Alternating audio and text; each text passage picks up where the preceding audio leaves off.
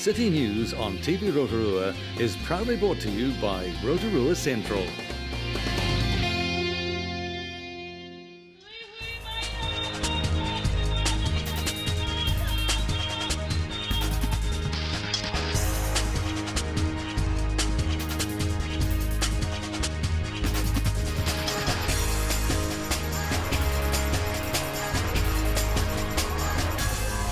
Kia ora Rotorua, ahead in tonight's bulletin. A celebration of sporting success was held at the Bay of Plenty Sports Award. The city turns out for the 2014 Santa Parade, and hundreds of local children take part in the Weet-Bix Kids Triathlon. The creme of the Bay of Plenty's sporting elite for 2014 was celebrating on Friday night at the Bay of Plenty Sports Awards. The awards bring the region together to recognise and celebrate outstanding achievement by Bay of Plenty athletes, coaches and officials over the previous 12 months. World rowing champion Julia Edward received the prestigious Supreme Award at the gala evening held at the Energy Events Centre. Certainly a big night here at the Rotorua Energy Events Centre, but a big night for someone who's really well acquainted with the word double, lightweight double sculls, and you've taken out the double awards here tonight. Firstly, the Sportswoman of the Year, and now you've taken out the Supreme Award, so it really is a double, isn't it? It is. I love that word. Yeah. No, it's pretty exciting, and yeah, it's something that I have always wanted to win that category, but it's such a tough category, so it takes time, doesn't it? It does. Yeah, there's some tough girls and who've achieved some big things in that category, so I'm so proud to have done it. Earlier in the evening, Julia was awarded the Holland Beckett Lawyers Sportswoman of the Year Award, leading an outstanding field of category recipients, including Peter Burling, who took out the Bailey's Real Estate Sportsman of the Year Award for the second year. The Farmer Auto Village International Sportsperson of the Year Award was presented to Valerie Adams, who continues her legendary status by winning gold at both the 2014 International Association of Athletics World Indoor Championships and the Commonwealth Games in Glasgow. For a full rundown of the night's winners, visit sportbop.co.nz. And this year's Waiariki Institute of Technology Charity House went under the hammer yesterday. The newly completed 3-bedroom home was auctioned at its building site at Placemakers. The house was built by carpentry, electrical and interior design students. The initiative is a partnership between the Institute, Rotary Rotorua Sunrise and the Council, with one house built every year for 5 years. This year's house went for $125,000 and was sold to a whakatane local. And the city packed the streets on Saturday for the annual Christmas parade. Wayne Douglas was there and captured these images.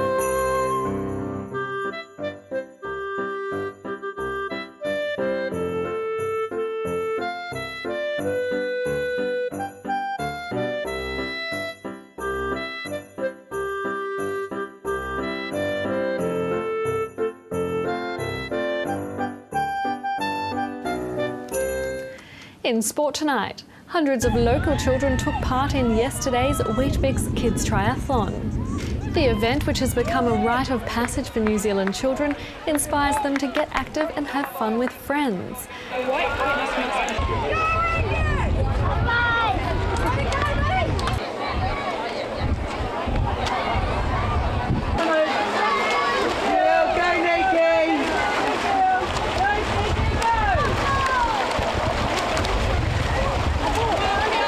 Children of all abilities can compete in the triathlon, and everyone who participates crosses the line as a winner and receives a medal. To your weather update now.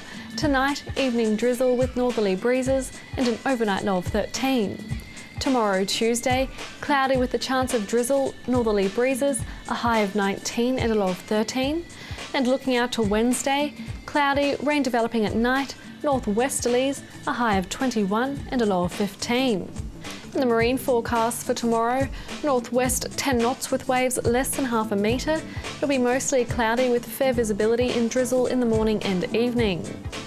Remember, for program listings or to watch City News again, you can visit our website tvrotorua.co.nz and you can see updates on our TV Rotorua Facebook page. Coming up on City News, we sample some Japanese drumming which took place in City Focus. We find out about foot golf with Graham Harrison, and Rose Hihau Agnew has news of the primary and intermediate schools environmental awards.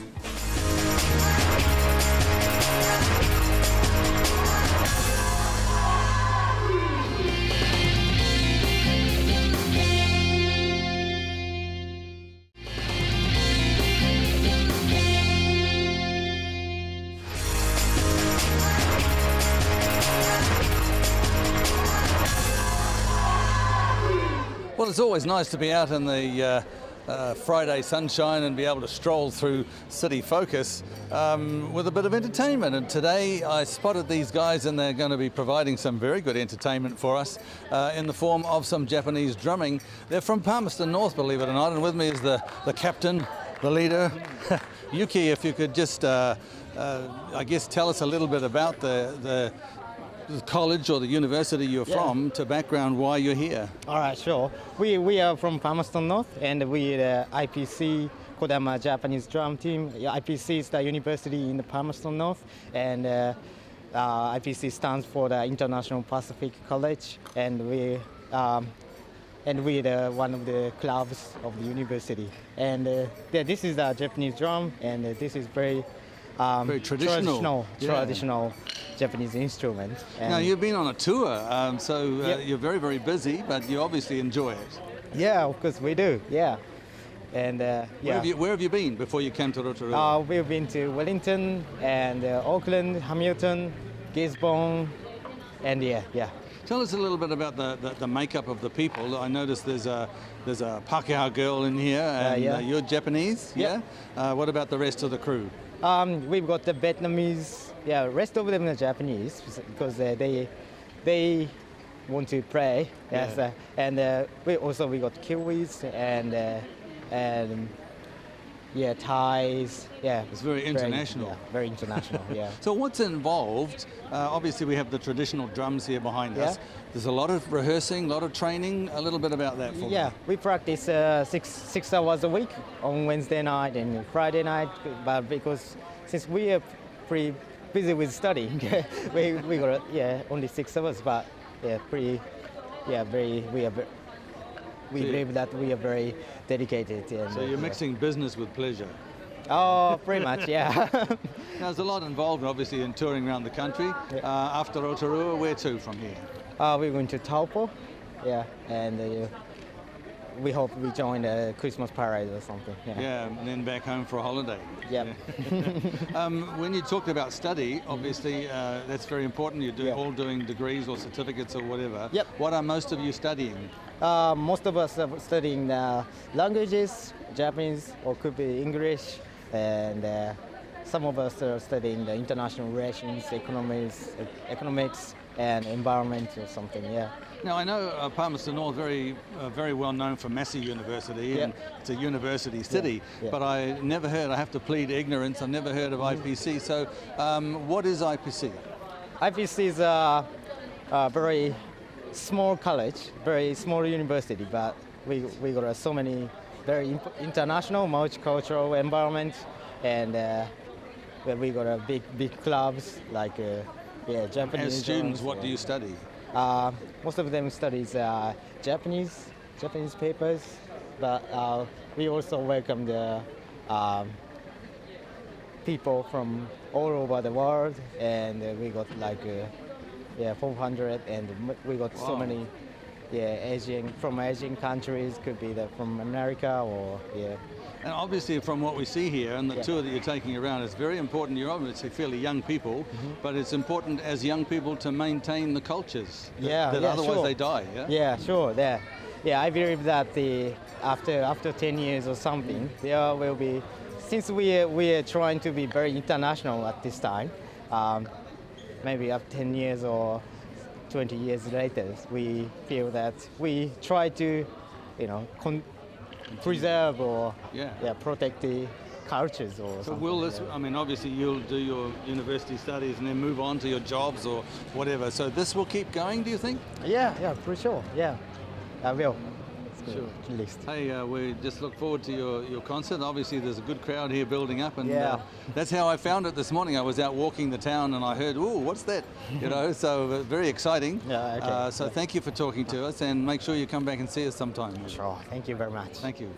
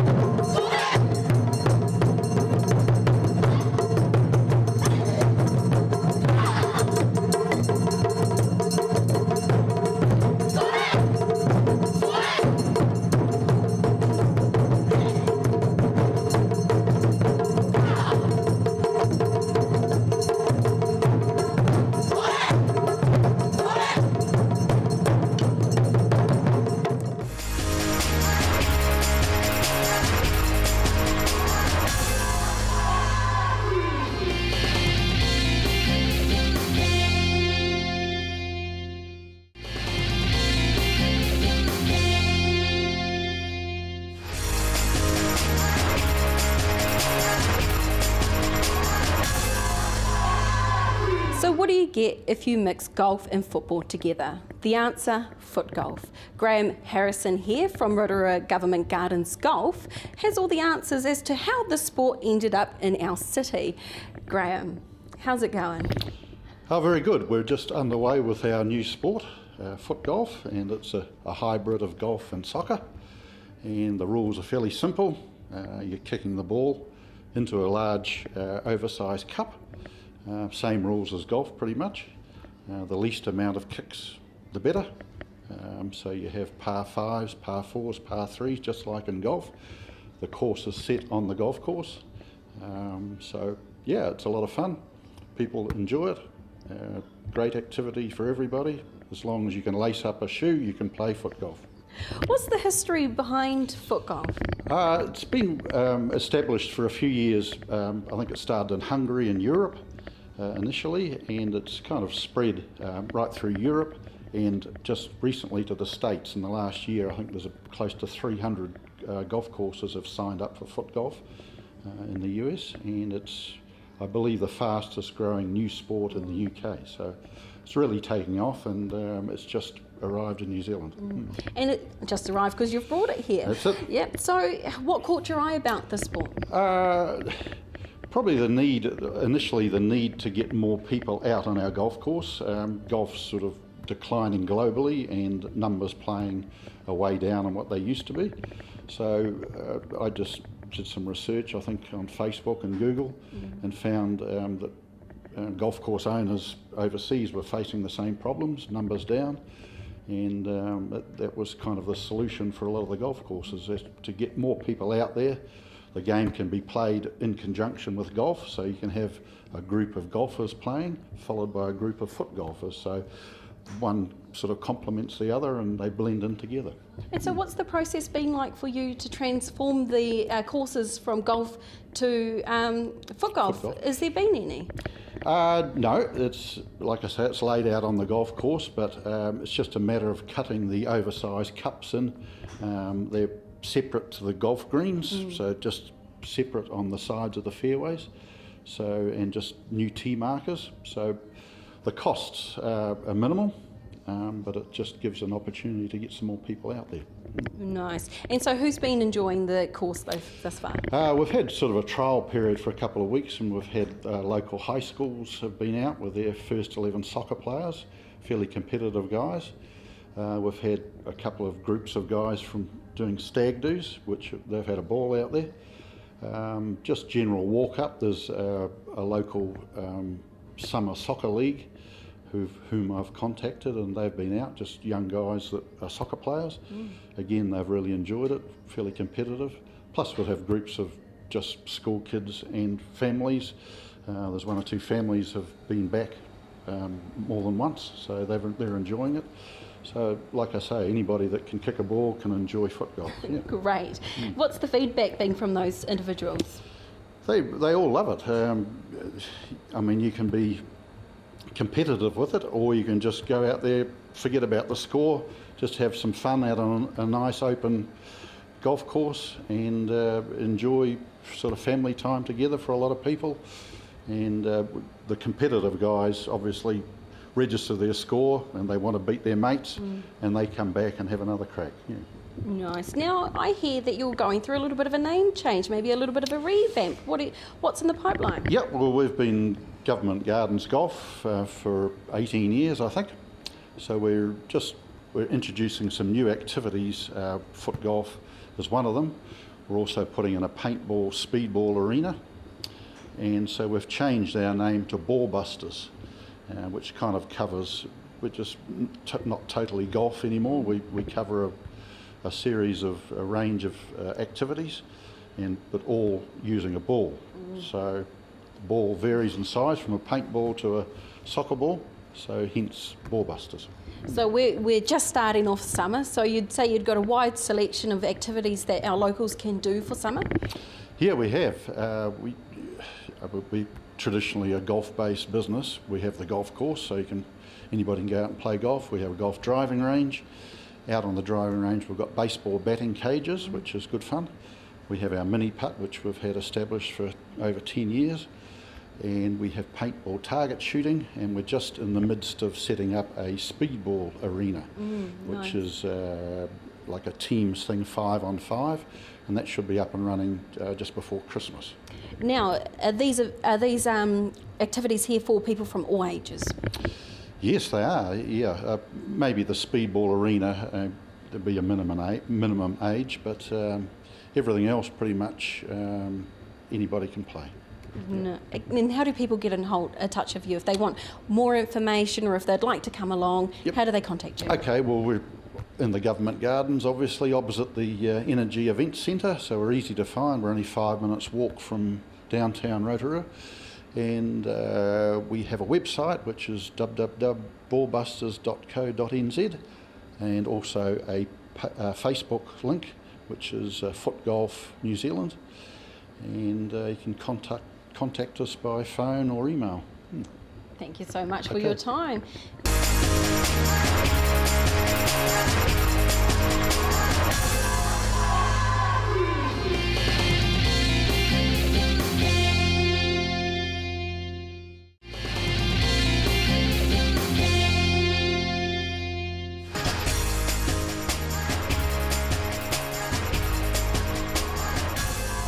Kia ora, Rose, thanks for joining us. Can we just start with a bit of a review of how the recent Ride to Recycle went? The Ride to Recycle went really well. We had fantastic support from Ryan Petch, the owner of Burger Fuel at the Tarawera Shopping Centre, and he's also got the one out in Fenton as well. And for this one, we had great families. Families actually brought their kids out of school for the Ride to Recycle.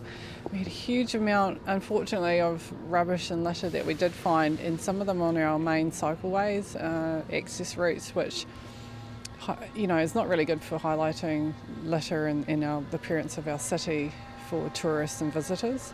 So on that respect, it was quite a lot collected, but on the good point, great feedback and a lot of enthusiasm from locals. Yeah, I think there was a lot of rubbish that had been accumulating over some time. Sometimes we find tyres, and you can find dehumidifiers, you can find underwear, you can find You can find lots of things, yeah. So in some ways it's fun too, and it keeps people going out.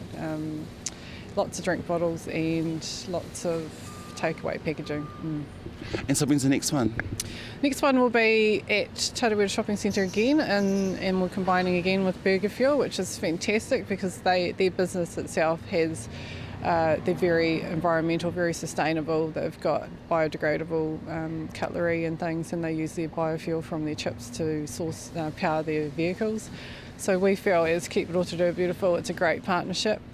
This time Ryan will be putting on for the first 20 registrations, you're going to get chips free.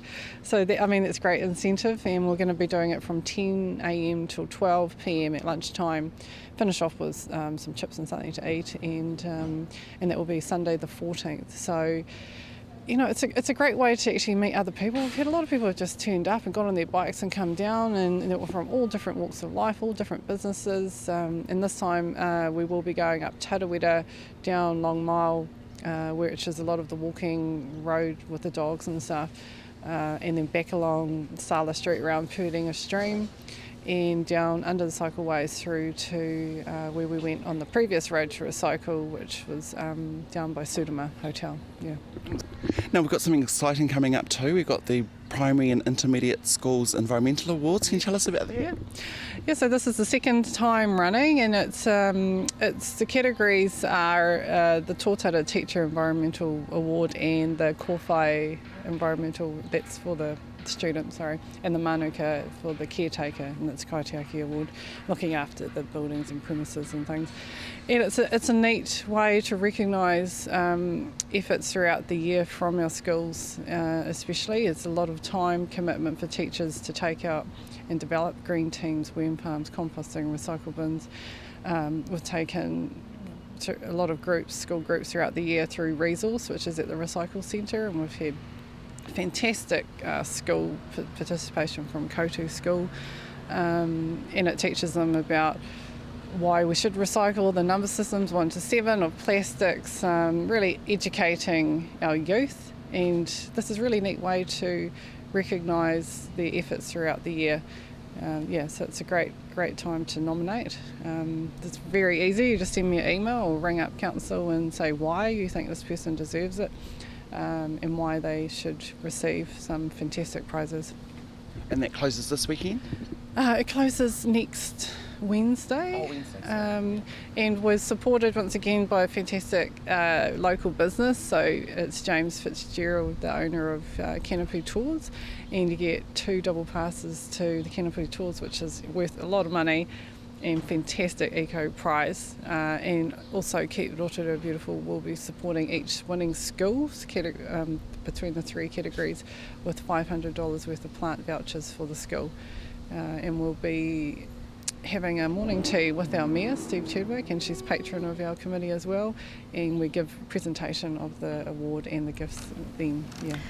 That was Keep Rotorua Beautiful Coordinator Rose Hiha Agnew with news of the Ride to Recycle and the Primary and Intermediate Schools Environmental Awards, and nominations for the awards close this Wednesday.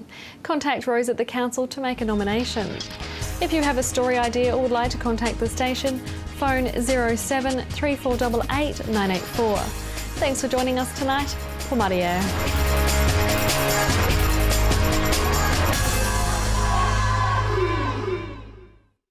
Supporting local content so you can see more of New Zealand on air. City News on TV Rotorua was proudly brought to you by Rotorua Central.